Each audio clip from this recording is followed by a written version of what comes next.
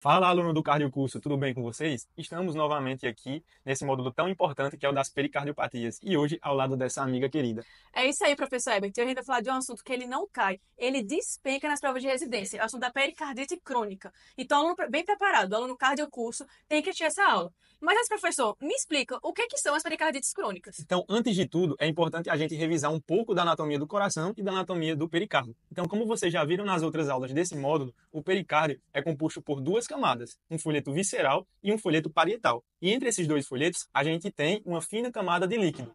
Esse pericárdio tem a função de proteger o coração externamente e lubrificar as paredes do coração, reduzindo o atrito entre cada batimento cardíaco. Dessa forma, o pericárdio pode ser acometido por diversas doenças, sejam essas doenças localizadas ou sistêmicas. Dessa forma, podemos ter diversas síndromes pericárdicas, como pericardite aguda, tamponamento cardíaco, pericardite constritiva, pericardite infusivo-constritiva e, por fim, e não menos importante, a pericardite crônica, que será o objeto de estudo dessa nossa aula de hoje. Por isso, a gente dividiu nossa aula em alguns tópicos. Vamos mostrar para eles, Renata? Claro, Herbert.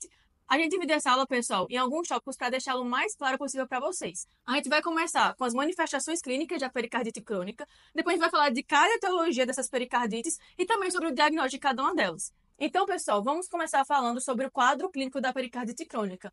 Esse que muitas vezes nem é muito específico, né, professor? É isso mesmo, Renato. Diferentemente das outras síndromes pericárdicas, a pericardite crônica não apresenta aquela sintomatologia clássica. Então, o paciente não apresenta aquela dor torácica típica, lancinante, ele não tem atrito pericárdico auscultado, ele não tem alterações eletrocardiográficas clássicas da pericardite aguda. Dessa forma, podemos dividir as manifestações clínicas das pericardites crônicas em basicamente três formas. A primeira delas, o paciente pode se apresentar com sintomas gerais que geralmente são inespecíficos, como febre, astenia, perda de peso, sudorese noturna, lembrando que esses sintomas são bem insidiosos, arrastados, que duram semanas ou até mesmo meses. Esse paciente também pode ter uma dor torácica, mas não é aquela dor torácica típica da pericardite aguda, é uma dor torácica leve, a moderada intensidade, de caráter constritivo e que não tem os sinais típicos da pericardite aguda. Além disso, o paciente também pode se apresentar com uma segunda forma clínica, que seria a apresentação de um derrame pericárdico assintomático. Mas aí, teria mais alguma forma clínica de apresentação da pericardite crônica? Tem, professor, e o paciente ele pode, inclusive, já abrir com as complicações do quadro, como tamponamento cardíaco ou até pericardite constritiva. Mas e aí, Renata? Esse quadro é grave? É grave, então por isso a gente precisa prestar muita atenção nesses pacientes, para a gente começar o tratamento o mais rápido possível. Sabendo disso, para estabelecermos o diagnóstico da pericardite crônica, suspeitamos quando o paciente tem algum desses sintomas gerais que são inespecíficos ou quando ele tem algum aumento da área cardíaca visto na radiografia de tórax. Lembrando que temos que confirmar esse derrame pericárdico com a realização de um ecocardiograma. É isso mesmo, Herbert. E para dar continuidade ao diagnóstico, para estabelecer a etiologia dessa pericardite crônica, é muito importante realizar a pericardiocentese diagnóstica. E ela é indicada a fazer ou quando o paciente tem um derrame pericárdico ou os sintomas há mais de 3 semanas. E uma observação, pessoal: essa pericardiocentese pode não dar o diagnóstico da pericardite crônica. Então, podemos prosseguir com a realização de uma biópsia pericárdica, que pode ser realizada via percutânea ou por pericardioscopia. Tudo certo, turma? Então, amarramos isso. Vamos prosseguir agora com as etiologias da pericardite crônica. Vamos começar agora por ela, pessoal, a etiologia mais importante da pericardite crônica, que é a tuberculose. Nesses casos, o derrame pericárdico ele costuma ser assintomático e é descoberto por acaso, geralmente pelos exames de imagem. Em alguns casos, no entanto, alguns pacientes eles podem ter aquele quadro clássico da pericardite aguda, mas isso é bem raro. O diagnóstico vai começar por uma radiografia, que vai mostrar a área cardíaca aumentada, e pelo ecocardiograma, que vai confirmar o derrame moderado. E a partir desse momento, turma, é obrigatória a realização da pericardiocentese, que vai revelar linfócitos no líquido pericárdico. Já a bacterioscopia, ela vai ser positiva em cerca de 25% dos casos. E a cultura, que apesar de ser o padrão ouro, ela vai ter uma positividade abaixo de 50%. Se o serviço dispor, use o teste rápido molecular tuberculose, que ele pode ajudar muito nesse diagnóstico. Mas, professor, se a bacterioscopia for negativa, não espere a cultura, já pode sim fazer a biópsia pericárdica guiada direto. É isso mesmo, Renata. O material biopsiado tem que ser levado para bacterioscopia, cultura e histopatológico. E no histopatológico vai revelar aquele famoso granuloma caseoso, que é patognomônico da tuberculose. Mesmo assim, pessoal, se tudo vier negativo, a gente ainda pode fazer a prova empírica para a tuberculose. E o tratamento vai seguir aquele esquema clássico da tuberculose que a gente viu lá no módulo da pneumo. O RIP por 2 meses. Rifampicina, isoniazida, etambutol e pirazinamida. Seguido de rifampicina e isoniazida por mais 4 meses. Ainda assim, se houver alguma recorrência ou se ainda tiver uma síndrome constritiva precoce, está indicado fazer uma pericardiectomia, de preferência entre 4 e 6 semanas após iniciar o tratamento. É isso aí. Agora vamos passar para a próxima etiologia. Agora, falando das demais etiologias, temos a pericardite relacionada ao HIV, que pode ser um sinal de imunodepressão nesses pacientes. No geral, a pericardite crônica nos pacientes com HIV manifesta-se como apenas um derrame pericárdico assintomático. Entretanto, como esses pacientes estão em um estado de imunodepressão, eles podem apresentar infecções oportunistas, que podendo apresentar a pericardite tuberculosa, a pericardite relacionada ao Cryptococcus neoformans, aquele fungo que está presente nas fezes dos pombos, além de poder apresentar também neoplasias, como o linfoma não Hodgkin e o sarcoma de Kaposi. No geral, esses pacientes que têm alguma etiologia secundária à infecção pelo HIV podem apresentar sintomas inespecíficos, como febre, sudorese, perda de peso e astenia. Dessa forma, como poderíamos prosseguir com o diagnóstico, professora Renata? Então, Herbert, nesses casos é muito importante, como já mencionamos, fazer a pericardite diagnóstica. Mas tem alguns detalhezinhos a serem lembrados nesses casos, não é mesmo? É isso mesmo, Renata. Temos que realizar a pericardicentese para a coleta desse líquido, mas realizar também a coloração de Gram, a coloração de Zionísem e a coloração de Nanquim.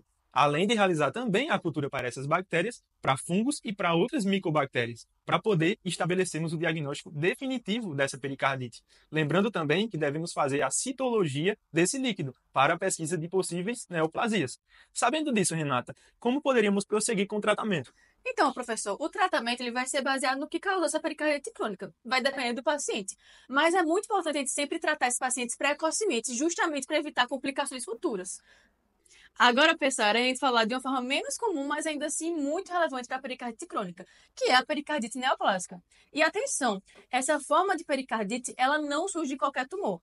Ela ocorre principalmente por metástases, seja de câncer de pulmão, mama e linfomas.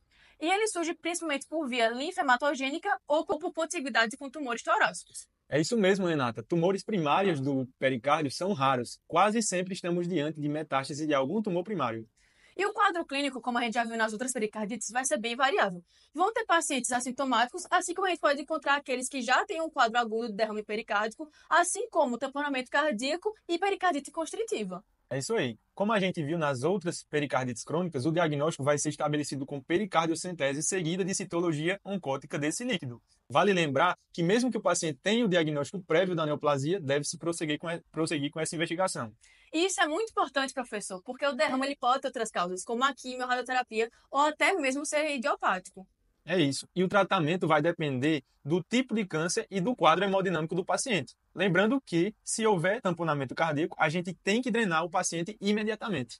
E se o paciente apresentar derrame recorrente ou síndrome constritiva, a pericardiotomia entra como opção, pensando sempre na individualização do caso do paciente.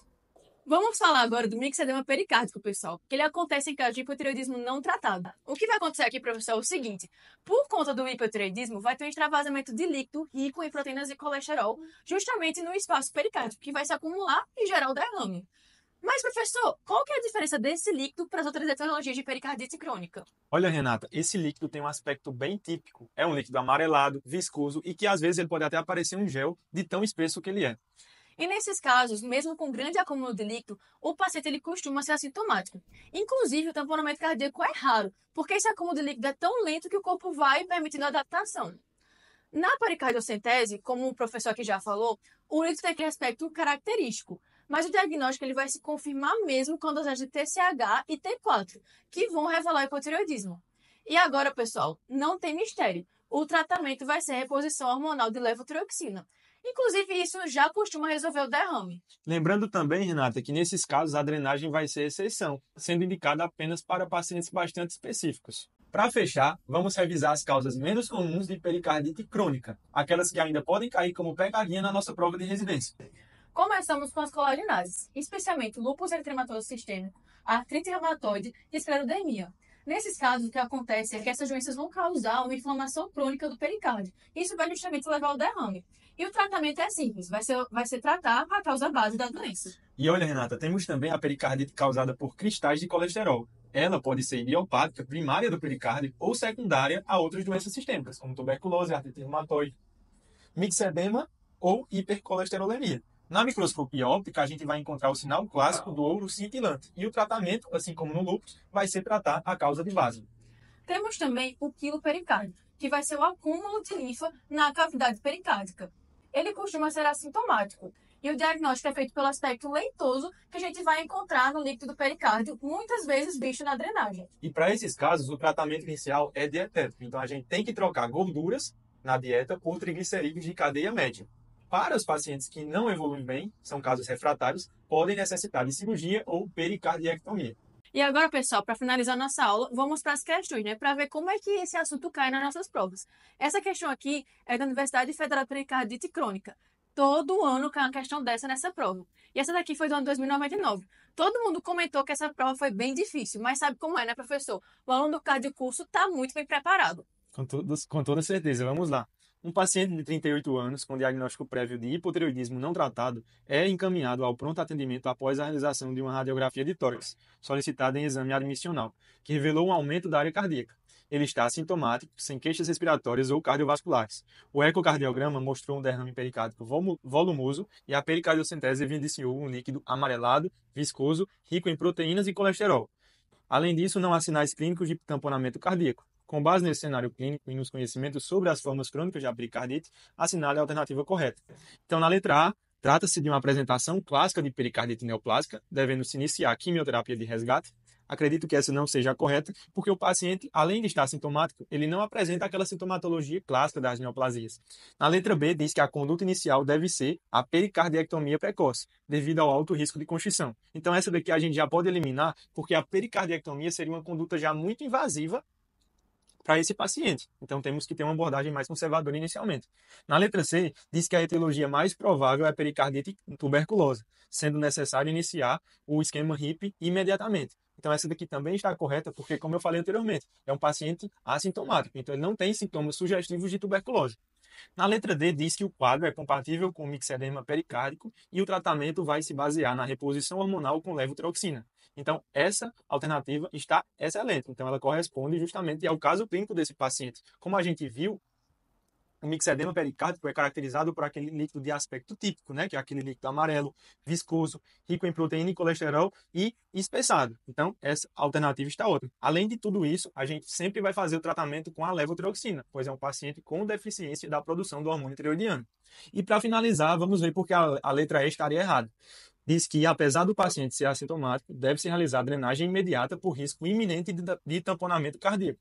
Então, essa daqui a gente já pode eliminar, porque, como vocês viram, o tamponamento cardíaco ele é incomum no mixedema pericárdico. Além disso, a drenagem ela só vai ser realizada em casos muito específicos. Então, a gente tem que reservar para pacientes mais graves.